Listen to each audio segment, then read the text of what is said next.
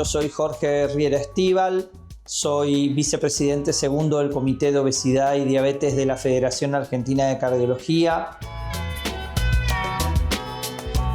La diabetes tipo 2, que es la que está asociada generalmente al exceso de peso, al hábito sedentario y al tipo de alimentación que tienen las personas, se daba mayormente en personas de edad adulta.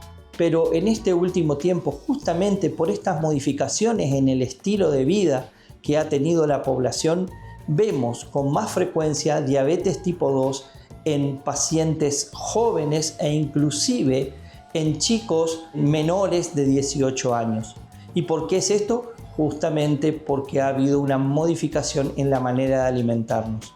El hecho de que estemos más frecuentemente relacionados con comidas ultraprocesadas, comidas rápidas, comidas chatarras como las que decimos, nos ha predispuesto, sumado al sedentarismo, a mayor obesidad, y esto nos predispone a tener diabetes. Por lo tanto, pacientes diabéticos o pacientes prediabéticos, es decir, aquellos que no tienen valores normales de azúcar. ¿Cómo definimos valores normales de azúcar? Bueno, cuando la glucemia en ayunas está por debajo de 100 miligramos por decilitro o luego de una ingesta muy importante después de las 2 horas esté por debajo de 140 miligramos.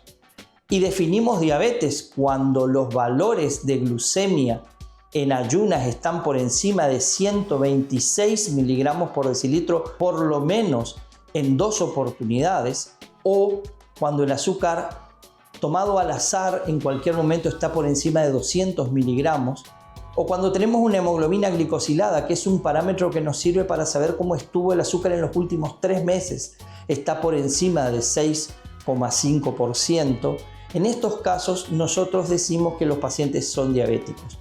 Cuando un paciente tiene valores que no son normales, pero que no llegan a los valores de diabetes, son pacientes prediabéticos. Y en estos pacientes es fundamental comenzar a trabajar con estrategias de prevención que incluyen fundamentalmente el tipo de alimentación y el tipo de actividad física. Tenemos que incorporar muchas verduras, muchas frutas secas, alimentos que no sean tan procesados en la vida de estos individuos, y a eso agregarles actividad física fundamentalmente aeróbica. ¿Qué dice la Organización Mundial de la Salud?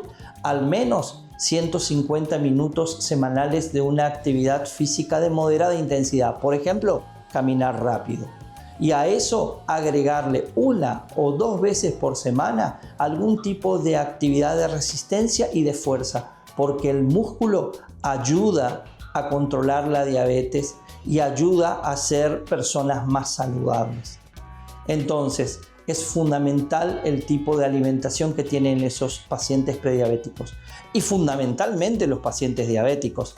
Allí es fundamental, por supuesto, una consulta con un nutricionista, pero también basarnos en esto que estamos diciendo. Hay diferentes tipos de dietas en el mundo, como la dieta mediterránea o la dieta DASH, que nos muestran el camino. Es decir, se puede comer carne, pero la carne debe ser magra. A eso agregarle mucha verdura, agregarle mucha fruta e intentar evitar fundamentalmente aquellos alimentos que tienen azúcares complejos y aquellos alimentos ultraprocesados. Las estrategias terapéuticas para el manejo de la diabetes incluyen además un máximo control de todos los otros factores de riesgo que aumentan la probabilidad de tener un problema cardiovascular. Ellos son la hipertensión arterial. Tenemos que lograr que los pacientes diabéticos tengan una presión arterial por debajo de 140 de máxima, por debajo de 90 de mínima, preferentemente 130 y 80. Respecto al colesterol, intentar que el colesterol total esté bajo, que el colesterol malo esté bajo, también muy bajo, lo más bajo posible, y que el colesterol bueno, por supuesto, esté lo más alto posible porque es un colesterol que protege a las arterias. Finalmente, tenemos que lograr bajar de peso en los pacientes obesos. Es muy difícil lograr que los pacientes obesos logren el normopeso, pero por lo menos reducir un 5 a un 10% del peso puede mejorar la resistencia a la insulina y lograr un mejor control del azúcar. Respecto al tratamiento específicamente de la diabetes, Es fundamental comer sano, tener un estilo de vida saludable, hacer actividad física. Esta actividad física, como dijimos, tiene que ser aeróbica y debe ser al menos 5 veces a la semana y no deben pasar más de 2 días entre actividad física y actividad física. Y finalmente lograr entre 150 y 300 minutos semanales de esa actividad física. En algunos pacientes, cuando el control de la glucemia no es correcto, tenemos que agregar, por supuesto, medicamentos específicamente que actúan sobre el control de la glucemia.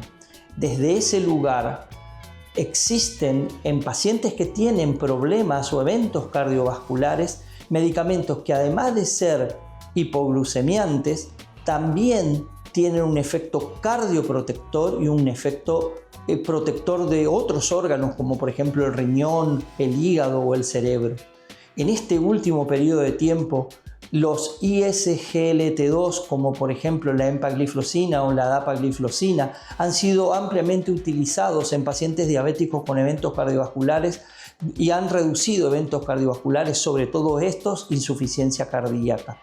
En pacientes además que tienen eventos cardiovasculares y tienen sobrepeso, las denominadas drogas análogos del GLP-1, como por ejemplo la semaglutide o la liraglutide, han demostrado no solo control de la glucemia, no solo control de la presión y del colesterol, sino además reducción del peso y reducción de eventos cardiovasculares.